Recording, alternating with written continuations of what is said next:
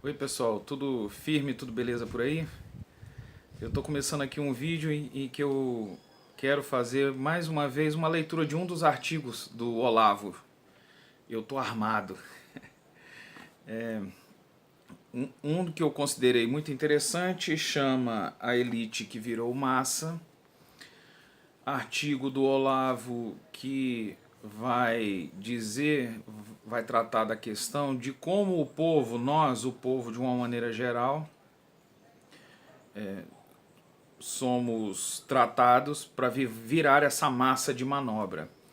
Aí ele faz uma relação de 6 pontos que seriam o que o Olavo chama de as consequências devastadoras desse tipo de democracia que, na verdade, da forma como ela é conduzida, ela se traduz numa ditadura que não é percebida.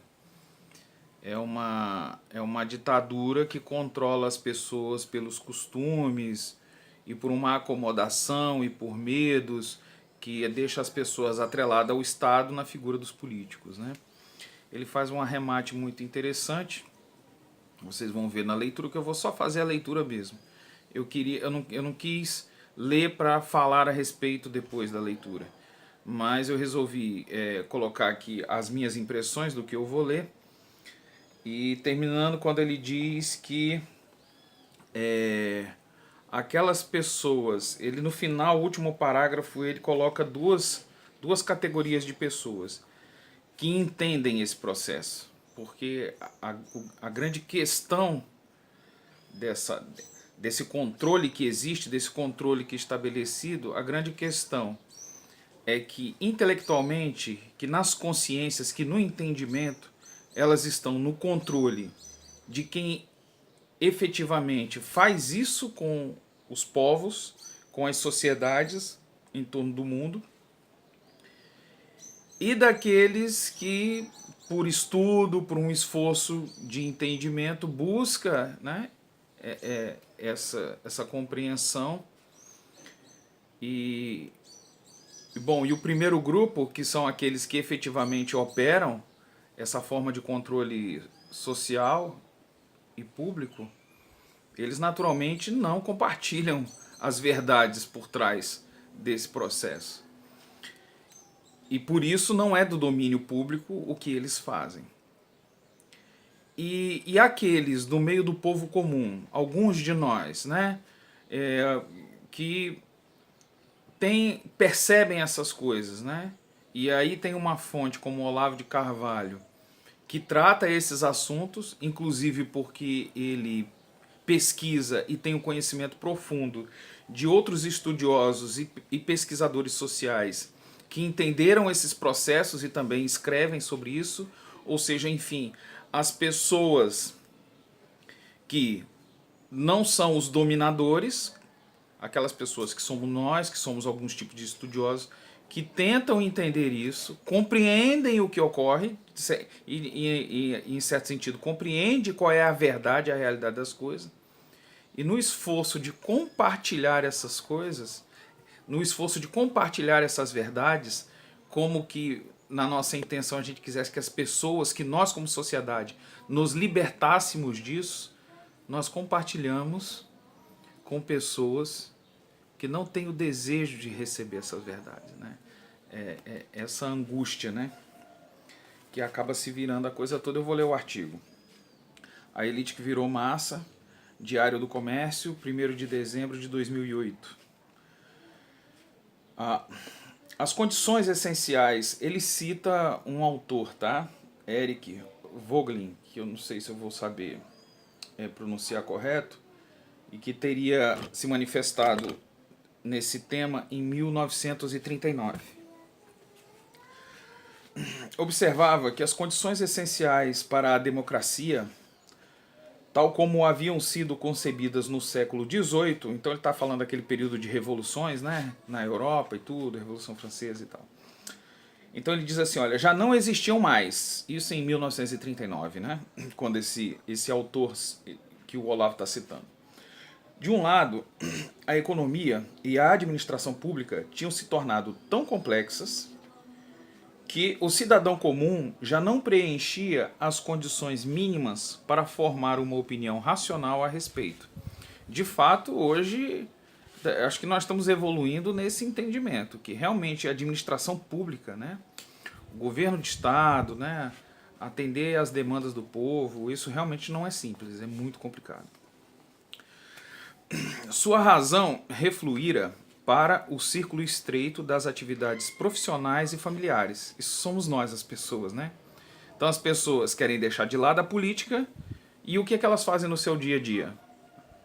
Entre acordar e dormir de novo, né? Entre acordar e dormir de novo, as pessoas cuidam das suas atividades profissionais e familiares, deixando suas escolhas políticas à mercê de apegos emocionais, desejos pueris, sonhos e fantasias que o tornavam presa fácil da propaganda totalitária. Realidade pura. Tá bom? Eu até recomendo, como o Olavo é muito profundo e a extensão das palavras que ele usa tem uma extensão de verdade e de aplicação muito grande, né? É sempre bom a gente ouvir, né? Ler e reler o que ele está dizendo, porque ele está dizendo muita coisa em poucas palavras, muita coisa, né? Quando ele diz que essas pessoas, né, no seu dia a dia, ocupado com as suas atividades profissionais e com família, o que eles fazem com a política? Deixando suas escolhas políticas à mercê de apegos emocionais, desejos pueris, sonhos e fantasias que o tornavam presa fácil da propaganda totalitária. Isso tem tanto a cara do que a gente vê da política, que são as propagandas, aquele frenesi, aquela empolgação de época de campanha, que as pessoas se veem movidas e ficam em torno do candidato, e são um amigo daquela pessoa sem conviver com ela, aquela pessoa que é o candidato, né? E tudo isso que a gente sabe que acontece em época de campanha. Bom, e continua. De outro lado, as novas classes surgidas na sociedade moderna, o proletariado urbano, o baixo funcionalismo público, os empregados de escritório, eram bem diferentes dos pequenos proprietários que criaram a democracia iluminista. Eram exemplares do homem-massa de Ortega y Gasset, menos inclinados à busca da independência pessoal do que a confiar-se cegamente à mágica do planejamento estatal e da disciplina coletiva. Tudo no mundo convidava ao totalitarismo. Está falando da situação da massa de pessoas, né? Eu compreendo aqui especialmente das grandes cidades, né? Aquelas pessoas trabalhadoras e tal de rotina, né? Passados 70 anos, então o Vogelin escreveu isso em 1939, né? Então 70 anos de 40, eu seria hoje, né? 2000, esses meados de 2010. A composição da sociedade tornou-se ainda mais vulnerável à manipulação totalitária. O advento de massas imensas de subempregados, dependentes em tudo da proteção estatal, somada à destruição da intelectualidade superior por meio da transformação global das universidades em centros de propaganda revolucionária, reduziu praticamente o eleitorado inteiro à condição de massa de manobra. Essa parte que eu acabei de ler, eu resumo no que seria hoje o eleitor do Lula. Você vê por todo o processo judicial que o Lula passou, pela forma como ficou evidente que ele recebeu vantagens e benefícios pela sua administração corrupta, foi condenado por isso, está preso, e se coloca a pessoa do Lula na pesquisa, ainda que me doa dizer, mas ele ainda tem a preferência da maioria dos votos. Um reflexo disso que o Olavo traduziu aqui nessas palavras que eu acabei de ler. As consequências disso para a democracia foram devastadoras. 1.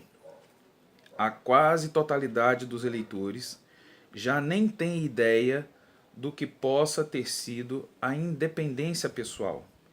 E aqueles que ainda sabem algo a respeito estão cada vez mais dispostos a abdicar dela em troca da proteção governamental, de benefícios previdenciários, etc. 2. A defesa das liberdades públicas e privadas tornou-se irrelevante. A mística do planejamento apossou-se, planejamento entre aspas, apossou-se de todas as consciências, a ponto de o que resta de debate público ser hoje nada mais que o confronto entre diferentes, e em geral não muito diferentes, planos mágicos. 3. A possibilidade mesma de iniciativas sociais independentes foi praticamente eliminada na medida em que a regulamentação das ONGs as transformou em extensões da administração estatal e em instrumentos de manipulação das massas pela elite iluminada e bilionária. 4. A liberdade de opinião entre aspas, tornou-se apenas a liberdade de aderir a distintos ou indistintos discursos de propaganda pré-moldados. O exame racional da situação tornou-se virtualmente incompreensível, sendo marginalizado ou absorvido em algum dos discursos de propaganda existentes. Ponto 4 falou que existe como se fosse uma cartilha de todos os temas que seriam aceitos como discursos, mas que se alguém tem um pensamento independente para questionar o que está sendo debatido, o que está sendo colocado, que é como ele está dizendo aqui, ele usou a palavra que o exame ele tornou-se virtualmente incompreensível. Ou seja, as pessoas não têm ouvidos para ouvir o que seja fruto de um raciocínio independente. As pessoas estão sempre predispostas a participar de um discurso que seja envolvente no sentido de que ele já está pré-estabelecido na cabeça do comum, do geral, né? O quinto ponto, a implantação de políticas de controle totalitário da economia, da cultura, da religião, da moral, da vida privada.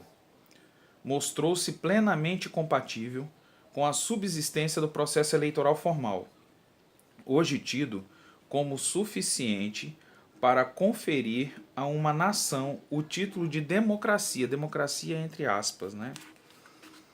Com esse nome, ou o de democracia de massas, tá bom?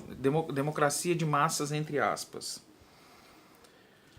A ditadura, por meios democráticos, tornou-se praticamente o regime universal. Enfim, por esquemas, por métodos, por artimanhas, eles fazem um controle das pessoas e esses governos, de alguma forma manipulado, né? Ele tem essa sutileza de funcionar sob o que aparentemente seria democracia, né? Por causa da política estabelecida, né? Por causa da ordem política estabelecida, ou seja, tem eleições, as pessoas têm cargos chamados cargos representativos, enquanto que todo esse poder ele é manipulado, né? O último ponto, o sexto, diz: restringir o uso da racionalidade às atividades profissionais imediatas, abandonando as escolhas políticas à mercê de sonhos e desejos irracionais. Deixou de ser um hábito limitado às classes populares. As próprias elites hoje em dia, empresários, militares, jornalistas e formadores de opinião em geral, são tão dependentes de propaganda, slogans e imagens ilusórias, tão incapazes de um exame realista do estado de coisas, quanto os empregadinhos de escritório de que falava Eric Voegelin. Ele começa esse sexto ponto falando com as palavras, né, restringir a racionalidade das pessoas de uma forma do seguinte, que é ocupar as pessoas, nós trabalhadores, né, que temos a nossa necessidade de subsistência, então tem que trabalhar para ter o que comer, né? Tão sobrecarregados e com uma carga tão grande de atividades e é conferido, né, e é incutido ali na função da pessoa uma quantidade tão grande de atividades a cumprir que a pessoa se veja sem condições de perceber a realidade ao seu redor, de não perceber e não refletir sobre ela, de que a pessoa esteja tão subjugada ao medo de passar fome, de não conseguir sobreviver, que a pessoa não tenha condição de lidar com a opressão que ela está sofrendo, né? E aí ele coloca que nesse sentido, de certa forma, até todos esses outros segmentos aqui, né, que ele elencou vários aqui, de certa forma entraram nessa situação também, né? Ele diz, empresários, militares, jornalistas, formadores de opinião em geral e tal, são tão dependentes de propaganda, slogans, imagens ilusórias, tão incapazes de um exame realista do estado de coisas, quanto os empregadinhos de escritório, né? Bom, eu não sou empresário, militar, jornalista, não sou um formador de opinião, eu sou bem esse tipo aqui, empregadinho de escritório, do Voegelin, né? Por quê? Porque eu sou uma pessoa comum, um trabalhador comum, e também reconheço que me vejo sufocado nessa realidade. Se um analista político lhe dá fatos, razões, diagnósticos fundamentados e previsões acertadas, a elite se sente mal. Ela não se ofende quando você lhe sonega a verdade. A nossa sociedade virou isso, né? Cínica, né? Ela hoje está muito convencionado entre as pessoas elas terem ali um consentimento velado de uns com os outros, de viver de fingimento, como ele está dizendo aqui, sonegar a verdade. Olha, parece até que as pessoas preferem isso. Se você mentir para elas, meio que elas se sentem mais à vontade, sabe? É uma coisa meio complicada, mas a psicologia da humanidade tem disso, né? Então, ele diz que as pessoas, elas não se ofendem quando você sonega a verdade delas, como ocorreu no caso do Foro de São Paulo, por exemplo, ou da biografia de Barack Obama. Mas quando lhe conta alguma verdade que divirja das pseudo-certezas estereotipadas da mídia popular, hoje investida de autoridade pontifícia, né? É o Jornal Nacional, né? Passou no Fantástico, é a Globo News, né? Então, a elite, em suma, tornou-se massa. E como massa, não quer conhecimento, visão, maturidade. Ela quer aquele reconforto, aquele amparo psicológico, aquelas ilusões anestésicas que os manipuladores totalitários jamais deixarão de lhe oferecer. O exercício da razão hoje é um privilégio dividido entre os grandes planejadores estratégicos e engenheiros comportamentais, ou seja, os manipuladores, né, pessoal? Que por motivos óbvios não pensariam em partilhá-lo com ninguém mais. Ou seja, Quem faz isso, quem são os bilionários, os grandes controladores das fontes de produção, dos mercados mundiais, eles fazem esse jogo com a população, com o povo, e naturalmente não vão abrir o jogo, né? Não vão disseminar o que está por trás do que eles estão fazendo, né? Isso aí é de um lado. Do outro lado, Olavo termina dizendo: e os estudiosos independentes que tentam em vão partilhá-lo com quem não o deseja. Quer dizer, se você quiser fazer um esforço de dividir com as pessoas, olha, gente,